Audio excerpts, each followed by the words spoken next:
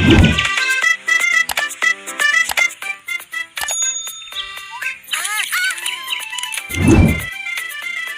क्या था? चूहा था। तुम बस एक चूहे से डर गए? भेड़ियों को देखकर क्या होगा? भेड़िया कहाँ? यहाँ नहीं, लेकिन इस वाली स्टोरी में तो है ना भेड़िया।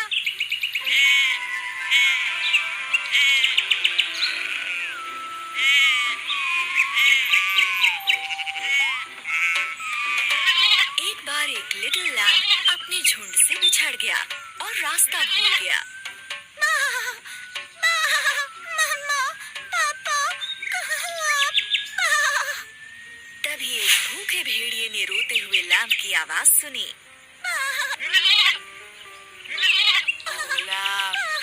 मजा आ गया। भेड़िया जल्दी से लैम्ब के पास आया कि वो उसे खा लेगा। तुम्हें खाकर बहुत मजा आएगा।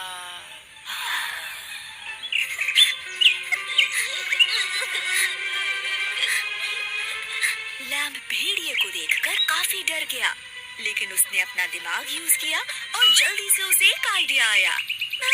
भेड़िया जी, आप मुझे खा लो, लेकिन प्लीज मेरी एक आखिरी इच्छा पूरी कर दो। भेड़िए ने कहा। बोलो, क्या है?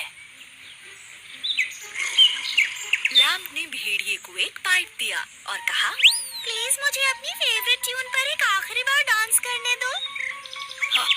क्या बेकार की बात है, पर जल्दी करना, मुझे भूख लगी है।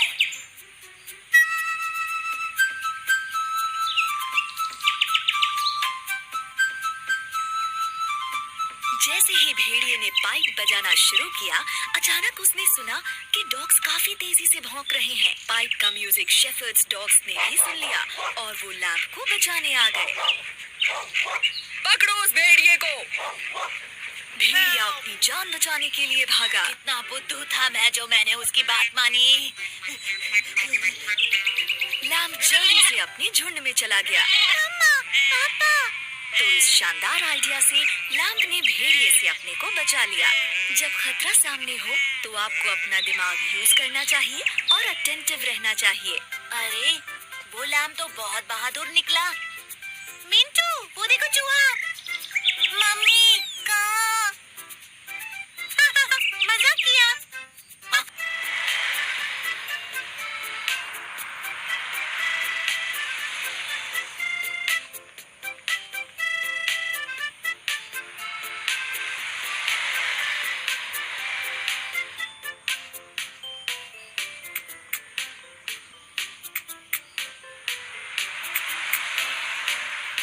हेल्प के लिए शुक्रिया। ये लो, इसमें तुम्हारे लिए कुछ चॉकलेट्स हैं।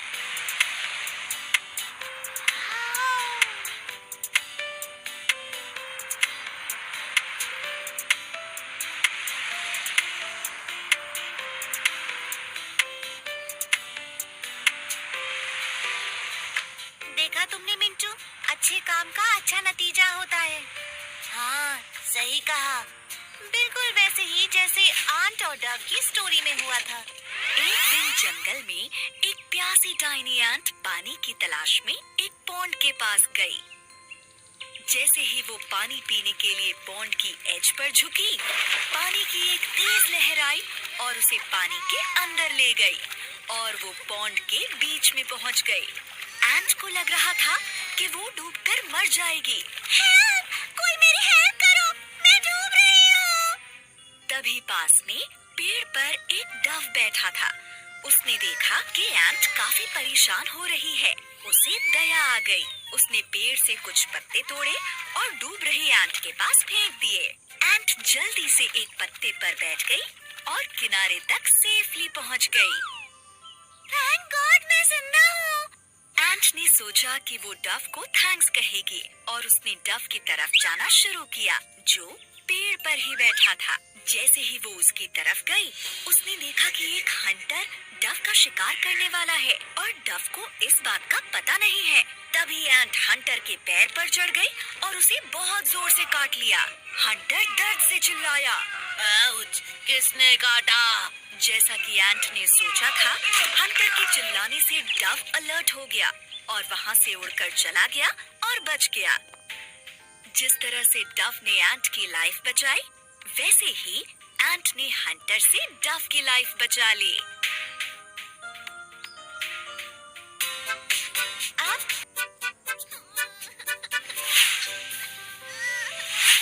वाओ, तुम्हारे पास केक है, पर तुम इतने उदास क्यों हो मिंटू?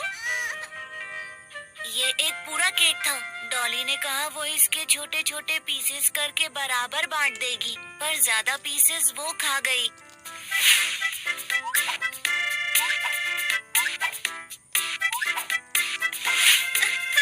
तो डॉली ने तुम्हें बुद्धू बना दिया, ठीक वैसे ही जैसे डॉग और कैट की स्टोरी में हुआ था।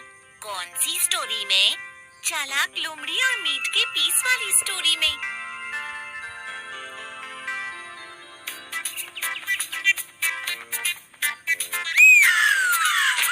एक बार एक डॉग और कैट को जमीन पर गिरा हुआ मीट का एक टेस्टी पीस मिला।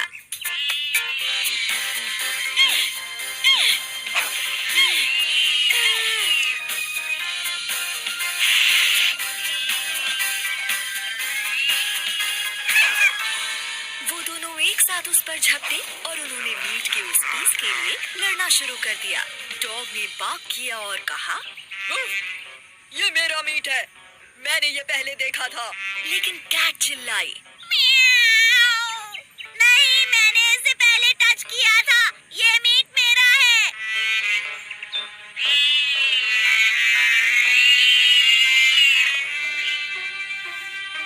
तभी वहाँ से एक चालाक लोमड़ी निकल रही थी। उसने उन्हें लड़ते देखा और उसके दिमाग में एक प्लान आया।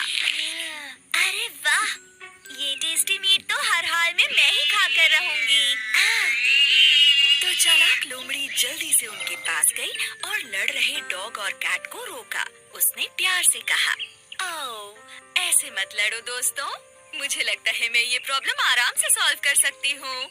डॉग और कैट ने फॉक्स पर विश्वास किया और उसे अपना मीट का पीस दे दिया। चालाक फॉक्स ने मीट को देखा और कहा, ओके, क्योंकि तुम दोनों ने इस पीस को पहले देखा, मैं इसे 2 इक्वल पीसेस में डिवाइड कर देती हूँ ताकि तुम दोनों इसे खा सको। फॉक्स ने अपने तेज दांतों से मीट को 2 टुकड़ों में काट दिया। अरे ये क्या, एक पीस दूसरे से बड़ा हो गया। फॉक्स ने कहा, कोई बात नहीं, मैं बड़े पीस को टेस्ट करके तुम्हारे लिए बराबर कर देती हूँ। तो चालाक फॉक्स ने मीट के बड़े पीस से एक बाइट ले ली। उप्स, लेकिन बड़ा पीस अब छोटे पीस से छोटा हो गया। फॉक्स ने फिर से कहा, कोई बात नहीं, मैं इन्हें फिर से बराबर कर देती हूँ। डॉग और कैट ये देखते रहे कि क्या मीट के दोनों पीसेस अब बराबर हो गए हैं। इस तरह से चालाक फॉक्स हर पीस को थोड़ा थोड़ा खाती रही जब तक कि वो सारा खा नहीं गई। उप्स, क्या मैं सारा खा गई? डॉग और कैट को अब चालाक फॉक्स का प्लान समझ आ गया। वो ये कहते हुए भाग गए, मीट के लिए शुक्रिया बेवकूफों, दूसरों पर ब्लाइंडली ट्रस्ट नहीं करना चाहिए। बेवकूफ डॉग और कैट भूखे ही रह गए, लेकिन उन्हें ये लेसन मिल गया कि दूसरों पर ब्लाइंडली बिलीव नहीं करना चाहिए। अच्छा, मतलब बिना सोचे समझे किसी पर भरोसा मत करो। सही कहा मिंटू।